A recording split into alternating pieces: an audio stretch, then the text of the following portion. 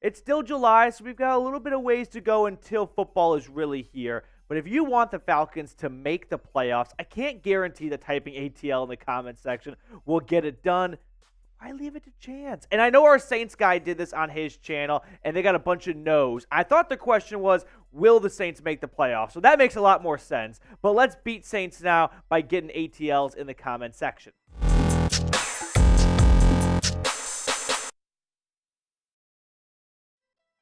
What's going on, Falcons fans? Coming up on today's show, we are going to look at 5 free agents the Falcons could sign before training camp. This is always a hotbed of time, believe it or not, the first week or two of training camp where teams get back together, GMs and coaches look over the personnel and go, let's give some of those veterans a call now that we know what we're really working with once the pads come on. And hopefully some of their prices have gone down since it's no longer March and we can get some veterans into camp.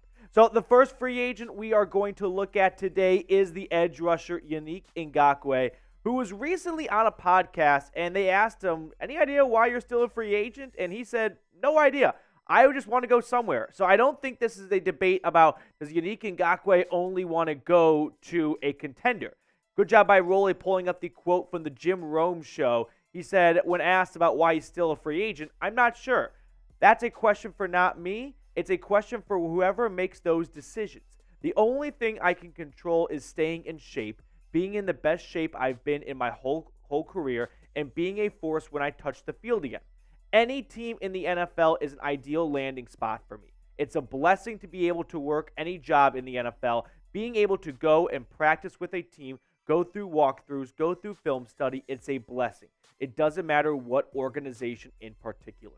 So it's not like Ngakoue is sitting there waiting for the Chiefs or the Bills or someone like that to give him a call. And there is no doubt that Yannick Ngakoue would be an improvement for this team. 9.5 sacks last year, 10 sacks the season prior. He has yet to really catch on the last couple of years. The last 4 seasons, he's been with 5 teams, Jags, Vikings, Ravens, Raiders, and most recently the Colts. But you can see that he has been a very productive edge rusher throughout his NFL career, never dipping below 8 sacks. Fontenot has already put a lot of resources into revamping their pass rush, right? Drafting Zach Harrison, signing Calais Campbell, signing Bud Dupree, bringing back Lorenzo Carter. He has made a lot of moves and strides to correct which was the second worst pass rush unit in the NFL last year. But if he really wants to find a home run in August, Yannick Ngakoue might be his guy because maybe he went into March thinking we're going to spend a lot of money with Jesse Bates and some other spots, and we're going to approach that edge rusher spot like it's a committee. Well, that wasn't until Yannick Ngakoue's price tag dropped a couple $1 million because now it's August and he just wants to get signed at this point. So maybe Fontenot kind of changes his mind on that front.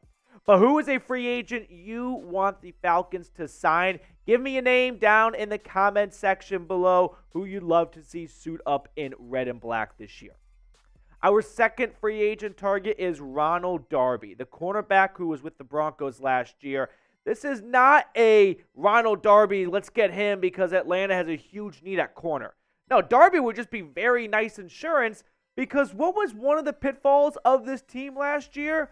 When they lost Hayward and all of a sudden they only had one real cornerback, Terrell, who wasn't playing his best football of his career, Atlanta's secondary got exposed. It was a dreadful game against the Cincinnati Bengals. And to me, that was sort of the start of the beginning of the end for Atlanta after getting off to an unexpected good start last season. Darby is coming off an ACL tear. He only played 5 games for Denver last season. But in those 5 games, he was a good corner. Is he going to go anywhere and make the Pro Bowl? Probably not.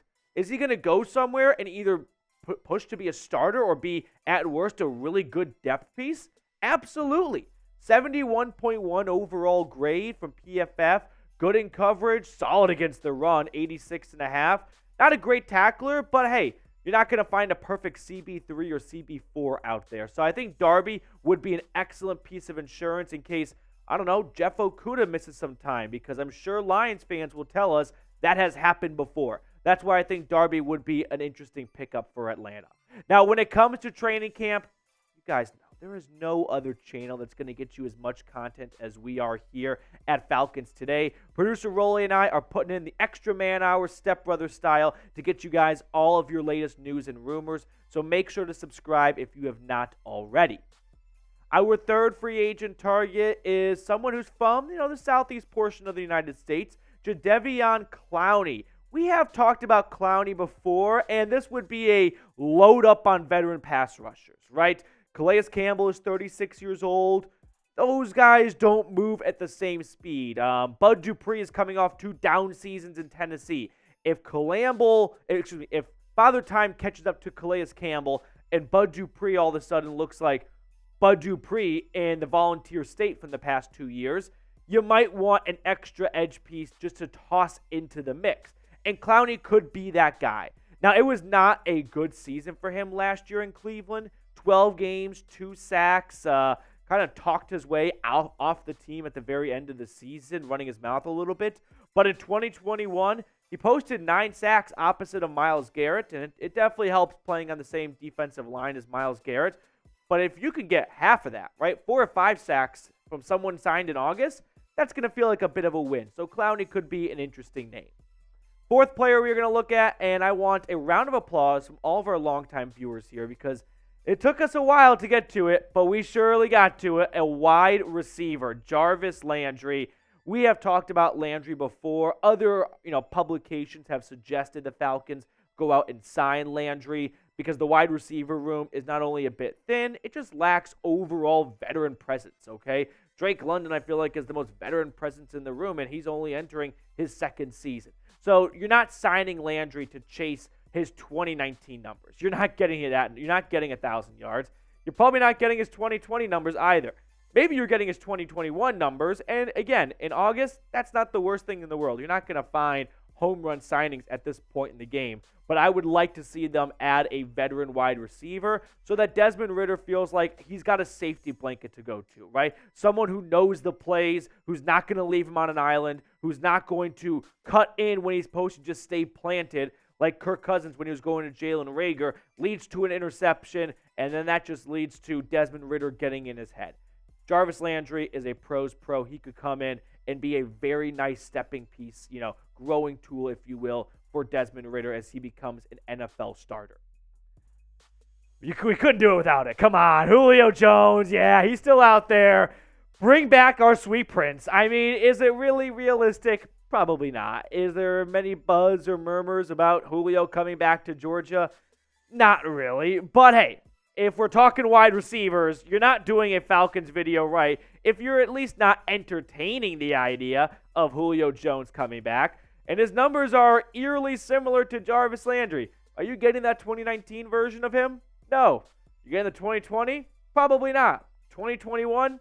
Maybe. But at worst, he can come in here, he can mentor the young guys, and then the same thing for Jarvis Landry. He knows the playbook, right? He knows how to run routes. He's going to make life a lot easier for Desmond Ridder. And I know this doesn't sound like needle-pushing things if he only gets 300 yards or something, but it will be nice for Desmond Ridder to break the huddle knowing, hey, it's 3rd and 8. I'm kind of about to start shitting my pants a little bit because it's a 2-minute drill. I'm just going to chuck it up to Julio.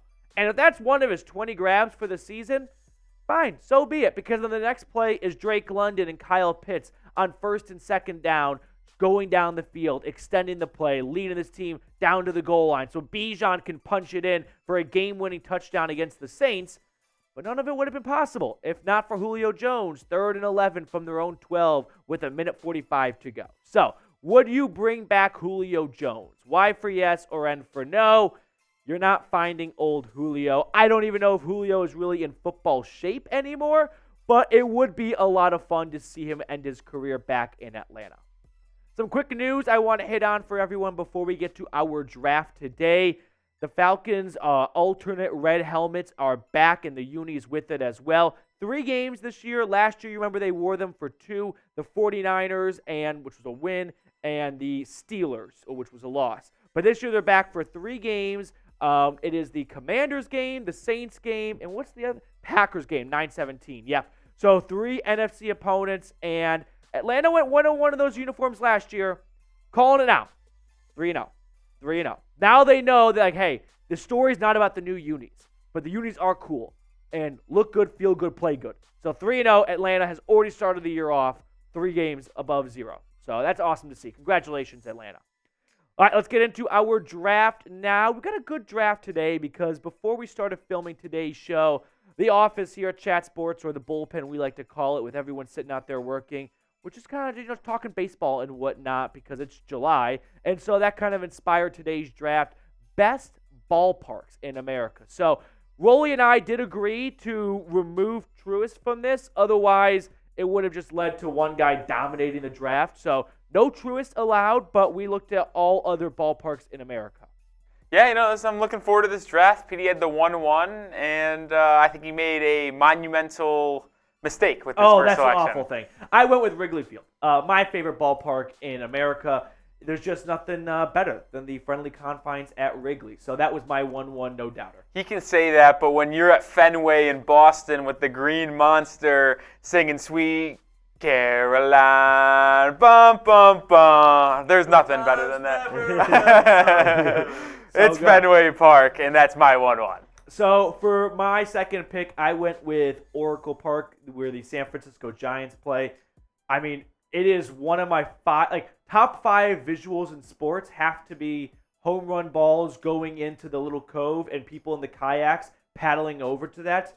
It's just undefeated. So for me, I couldn't pass on that with my second Also selection. Sneaky, the little Coke bottle in left field is pretty awesome. Yep, great to see. Big one.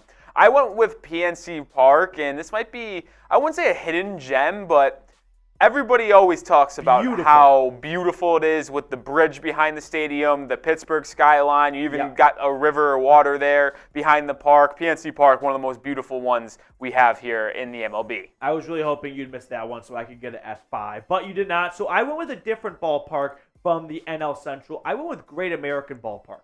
A couple of reasons why. One, all-time name, Great American Ballpark. I don't know how you beat that.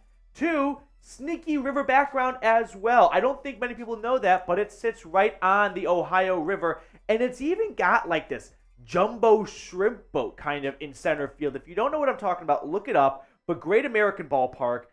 Baseball is different in Cincinnati, so the ballpark has to, give that feel as well, and that was the go-to pick at 5. Yeah, with my third pick, my 6th overall, Camden Yards in Baltimore. Another, I think, could be considered a hidden gem because it's Baltimore, but a lot of cool history there. I'm spacing on the street name right behind the park, but Camden Yards is all the one, bricks and stuff. Yeah, I know what you're talking about. One of the best parks in America. And I also love that it's not a park or a field. It's just a yard. Camden Yards. Yes, I was about to say, you got to love when people get, creative in baseball. There's parks, there's field, there's yards. Camden Yards, super old name, but very newer stadium. Yeah. It's only 30, 40 years old, which for baseball terms is nothing. All right, my final selection, I went with Petco Park. Might not scream, top ballparks in America, but do yourself a favor and Google Petco Park. It is just dropped in the middle of downtown San Diego. Skyscrapers all around it and great view from home plate. Plus, Petco.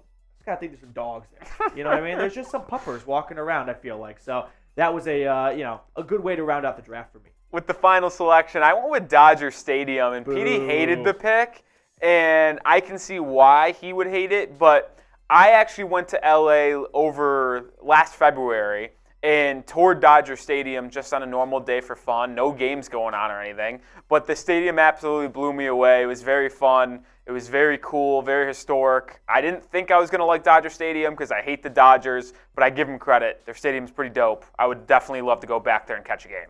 Let us know who won today's draft in the comment section. Type PD or Rolly. Rolly's got a slight lead, but no one's been able to really stretch out a lead. It keeps going back and forth. So very tight series. We're going to continue to run these drafts up until week 1 against the Panthers. So make sure you let us know who had the better draft in the comment section.